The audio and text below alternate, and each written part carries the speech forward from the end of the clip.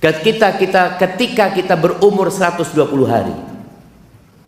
Kita waktu berumur 120 hari dikirim malaikat di perut ibunda kita jemaah, masih janin. Dikirim malaikat, dicatat ajalnya, dicatat rizkinya, dicatat dia syaqiyun au sa'id, menderita atau berbahagia, masuk surga atau masuk neraka, itu dicatat. Ketika kita tahu itu, terus tugas anak cuma berusaha. Makanya kalau cari rezeki cari istri, kalau cari rezeki cari istri. Kalau cari istri yang soleha. Yang antum kalau pulang ke rumah tidak membawa apa-apa, sang istri mengatakan innalillahi wa inna ilaihi raji'un. Loh iya, ini istri bertakwa jemaah. Ini istri bertakwa. Dia nggak marah-marah sama antum. Dia beriman kita milik Allah dan kita akan kembali kepada Allah Azza wa Jalla. Bukankah musibah ketika suami nggak bawa apa-apa? Antum jangan marah. Antum kayak anak mati aja. Enggak, Mas. Anak yakin. Pokoknya antum sudah berusaha maksimal, ya udah. Berarti kita puasa hari ini. Nabi SAW kadang kala pagi kepingin sarapan, datang ke rumah istrinya. Ada yang bisa dimakan, kata Nabi SAW. Kata istrinya, ada air, cuma makanan nggak ada. Nabi mendidik istri-istrinya mengatakan, idzan ana shaim. Kalau gitu hari ini aku berpuasa. Itu jamaah. Bagaimana tatkala rezeki antum tersendat-sendat, amalan antum bertambah, pahala antum tambah banyak. Ketika antum kerja sibuk, antum kadang-kadang nggak bisa ngaji. Sejak ana di PHK, Ustaz, alhamdulillah ana selalu di soft pertama, Ustaz. Alhamdulillah jangan. Nikmat yang antum tidak merasakan itu kecuali ketika di PHK. Bayangin bagaimana Nabi SAW mengatakan, lau ya'lamun atau lau ya'lamun nas ma fin nida was-saffil awal. Kalau orang-orang tahu pahala menjawab azan datang ke rumah Allah, ya. Kemudian pahala shaf pertama, la atauhuma walau habwan. Mereka akan mendatanginya walaupun merangkak jalan, berangkang. Sekarang antum bisa datang di shaf pertama. Ada sebagian kita yang nggak pernah di shaf pertama selama hidupnya. Tapi ada sebagian yang selalu di shaf pertama, Masya Allah. Dia mengatakan, alhamdulillah Ustaz, ana selalu di shaf pertama, karena memang di masjid ana satu shaf yang sholat, Ustaz. Jadi dia itu selalu mau telat shaf pertama. Kita melihat ada masjid-masjid kayak gitu jemaah. Ya Allah, enak ya kalau punya masjid yang cuma satu shaf ya. Jadi walaupun telat shaf pertama, subhanallah, itu orang-orang pada nggak ngerti pahala yang Allah berikan. Maka tatkala rizkimu tersendat-sendat, yang pertama engkau harus beriman kepada Allah dengan takdir. Itu salah satu rukun iman. Nggak akan sempurna iman antum. Antu'mina bil qadari khairihi wa syarrihi. Engkau beriman dengan takdir yang baik dan yang buruk. Sebagian kita kalau sedang sukses, apa yang dia katakan? Subhanallah Ustaz ya, memang gak sia-sia usaha anak. Oh, antum sukses ini takdir loh. Loh, bukan usaha anak. Berapa banyak orang yang berusaha kayak antum gak sukses? Antum pernah lihat, antum pernah merasakan orang mancing jemaah. Mancing di kolam yang sama, dengan umpan yang sama. Yang satu seret, oleh meneng, antum perbaiki, lempar lagi, dia narik lagi, Masya Allah, kata dia. Apa masalahnya? Usaha dia, ketakwaan dia, lah takdirnya dia. Maka di sini jangan sampai antum ketika sukses antum lupa dengan takdir. Yang antum ingat usaha, perjuangan, sekolah, ilmu, pikiran. Oh enggak, itu takdir Allah kasih sama antum. Apa kata Allah? Wa ma bikum min ni'matin faminallah. Tidak ada satupun nikmat yang ada pada diri kalian melainkan itu dari Allah Azza wa Jalla. Maka berimanlah antum. Ketika susah pun beriman. Sebagian orang kalau susah, iya, kayaknya memang takdir, Ustaz. Anak kemarin sukses bukan takdir. Enggak, Ustaz, itu memang anak berjuang, Ustaz. Jemaah, tolong beriman. Kita beriman bahwasanya Allah telah menetapkan segala-galanya. Kemudian ketahuilah bahwa rizki dan ajal itu berbarengan. Ana izin minum dulu ya, bismillah. Alhamdulillah, rizki ana dapat minum air. Tadi ana khutbah Jumat, pas khutbah kedua, pas duduk, ana cari air, kok ada banyak ya. Betul loh jemaah, aduh memang takdirnya. Itu takdir, itu bicara rizki jemaah. Masa anda mau marah-marah sama panitia? Enggak, sudah memang kayaknya takdirnya Ustadz nggak dapat air. Sabar Ustadz. Ya. Kadang-kala Ustadz itu perlu diingatkan. Ya. Bicara rizki dan ajal itu bersamaan. Nabi alaihi salatu wassalam pernah mengatakan, Innahu laisa syai'un yuqarribukum minal jannah wa yuba'idukum 'anil nar illa qad amartukum bihi.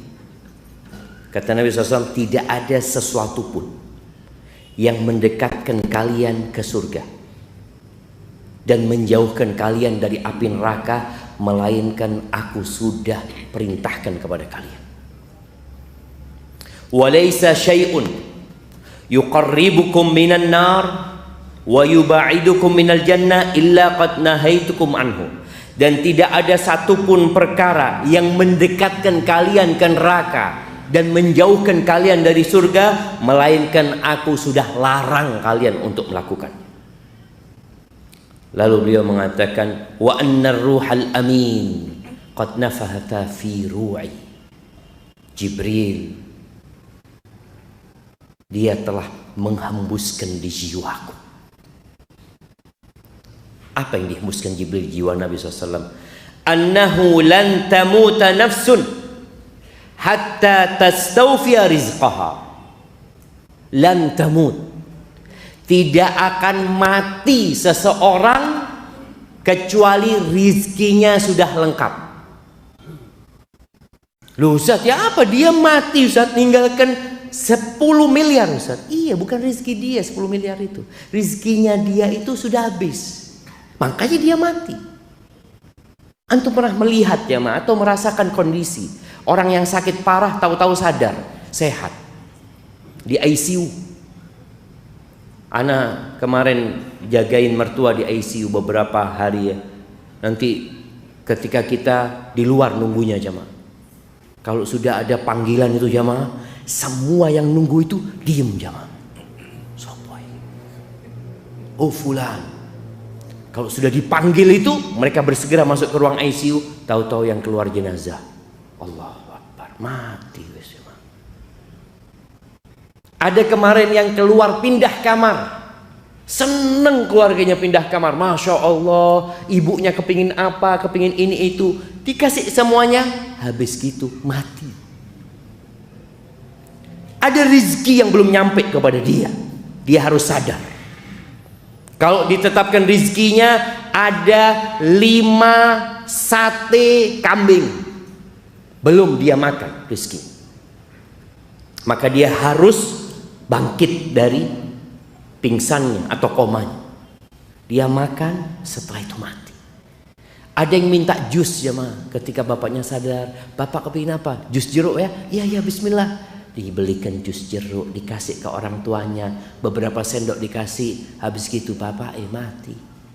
Karena ada jeruk yang tertulis dalam catatan dia, belum dia habiskan. Yang tersisa fatarikuhu linnas, punya orang yang tersisa itu. Makanya banyak orang menimbun harta bukan milik dia. Dia cuma kerja capek, taruh lagi, taruh lagi. Punya siapa, Pak? Punyaku. Kata anaknya, belum tentu, Pak. Belum tentu. Wallahi cuma ada anak yang bapaknya sakit, dia pikir, kok bapak kita mati ya. Ngomong sama keluarganya, nanti kira-kira dikuburkan di mana bapak ini? Bapaknya masih sakit ini, sudah musyawarah. Tahu-tahu bapaknya sehat. Loh, kok waras? Subhanallah jemaah, berapa banyak anak yang mati duluan? Masya Allah. Yang mati duluan sebelum bapaknya. Ada bapak yang mengantarkan anaknya ke kuburan, nguburkan anaknya. Kenapa? Semua punya ajal dan punya rizki. Antum pernah melihat ada orang, Masya Allah, bapaknya ini kaya raya, sukses jamaah, ketika anaknya masih kuliah, sekolah, ketika anaknya sudah bekerja masing-masing, tahu-tahu rizki bapaknya ini berkurang. Bukan berkurang sebenarnya, selama ini itu rizki anaknya, cuma lewat bapaknya. Ada kejadian di Surabaya, anda dengar cerita tuh. Ada satu orang piara anak yatim ya. Sampai akhirnya anak yatim itu dinikahkan sampai besar, lalu bapaknya meninggal. Bapak asuhnya ini meninggal dunia. Dibagilah warisan, kaya raya bapaknya. Dibagilah warisan, yang anak yatim ini kan nggak dapat warisan. Sudah nggak dikasih sama anak-anaknya, nggak dikasih. Sudah, subhanallah jemaah. Ternyata yang rizkinya banyak itu anak yatim itu. Jadi kaya raya dia. Anak-anak yang dapat warisan ini bangkrut semuanya. Supaya kita sadar, tatkala kita pegang uang banyak belum tentu rizki kita. Ini punyanya anak, ini punyanya ini, punyanya itu.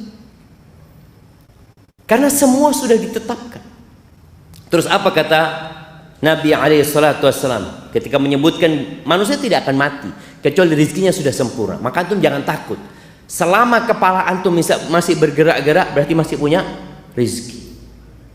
Ada satu orang mengatakan, antum kalau nggak bisa makan, bertamu ke rumahnya teman.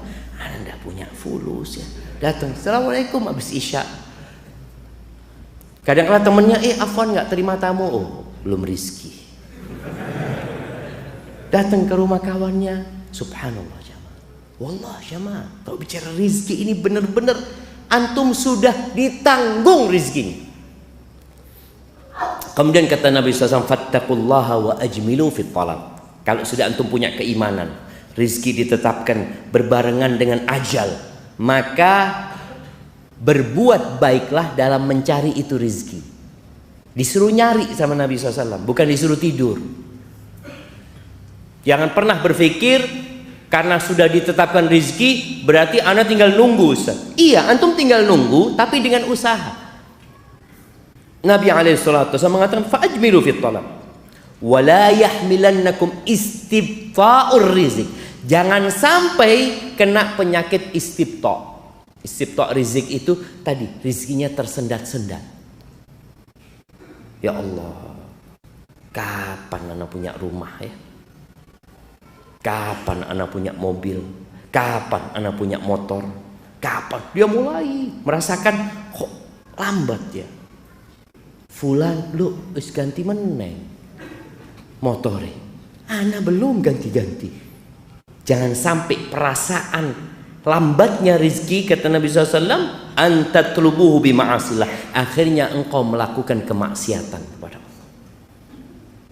Berapa banyak orang karena rizkinya lambat, lama nggak punya rumah, dia akhirnya menggunakan sistem riba, motor riba, nikah utang riba juga jamaah. Ada yang seperti itu. Jangan sampai, kata Nabi SAW. Kenapa? Fa innahu la yudraku ma indallah illa bi ta'at. Yang di sisi Allah nggak bisa diraih kecuali dengan ketaatan. Maka berapa banyak orang yang kaya raya tapi tidak mendapat manfaat dari hartanya. Nggak dapat manfaat. Antum pernah lihat tukang sayur? Ada tukang sayur di sebuah pasar ini jamaah. Dia itu buka pakai amben jamaah. Di depannya tokonya meracangnya orang kaya. Dia buka di sana. Tukang sayur pakai apa? Amben itu. Masya Allah. Tukang sayurnya berangkat umroh. Tukang sayurnya berangkat haji. Yang punya toko besar nggak berangkat umroh wala haji. Tapi yang di sisi Allah nggak bisa diraih kecuali dengan ketaatan. Berapa banyak orang nggak bisa sholat malam padahal sehat. Ini Ustaz, Masya Allah pemain bola ini Ustaz. 45 kali 2 lari di lapangan. Ke masjid tak tutup-tutup. Mau ke masjid, ke kanan, ke kiri. Padahal dilewati masjidnya jamaah. Yang di sisi Allah nggak bisa diraih kecuali dengan ketaatan kepada Allah.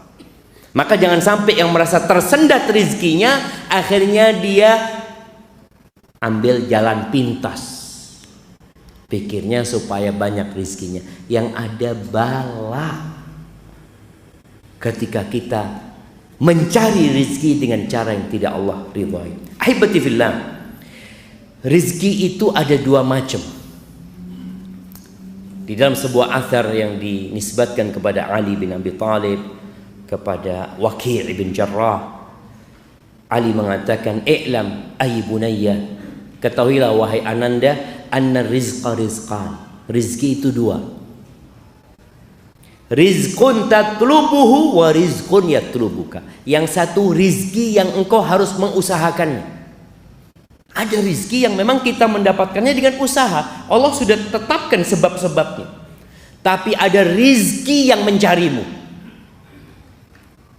Wallah jemaah, ada orang di rumah ya, duduk-duduk di rumah, ya Allah kok kepingin martabak anak ya. Tahu-tahu tetangga, Assalamualaikum, kirim martabak. Ya Allah, itu rezeki yang mencarimu. Makanya kadangkala antum dapat pulsa nyasar. Loh, siapa kirim pulsa? Itu rezeki yang kita tidak mencari. Tapi ada satu orang jemaah, tahu-tahu masuk ke rekeningnya beberapa miliar jemaah. Langsung ditangkap KPK. Padahal dia nggak tahu, dia nggak sampai masuk lah. Dia ya ada uang masuk ke aliran dana yang tidak jelas. Tapi yang jelas ada rezeki yang mencari. Yang kita kalau bicara usaha nggak bisa diusahakan gitu. Rezeki yang mencari seperti hadiah. Rezeki yang mencari kita ya. Warisan. Antum bisa nyari warisan ya mah. Anak bapak kok miskin ya, anak mau pindah bapak aja cari yang kaya. Gak bisa. Dan subhanallah ada orang yang ingin bapaknya panjang umur, tapi ternyata bapaknya meninggal dunia. Ada kemarin cerita kawan yang satu dapat warisan 30M,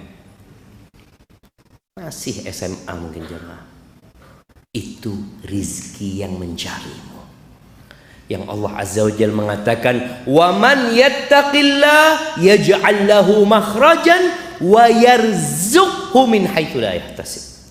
Barang siapa yang bertakwa kepada Allah, maka Allah akan kasih solusi dan Allah akan kasih rizki dari arah yang tidak disangka-sangka. Antum nggak pernah membayangkan, kok bisa anda dapat uang ini? Ana biasanya kalau sudah uang itu habis ya mah, mikir, sopo dia utang ya.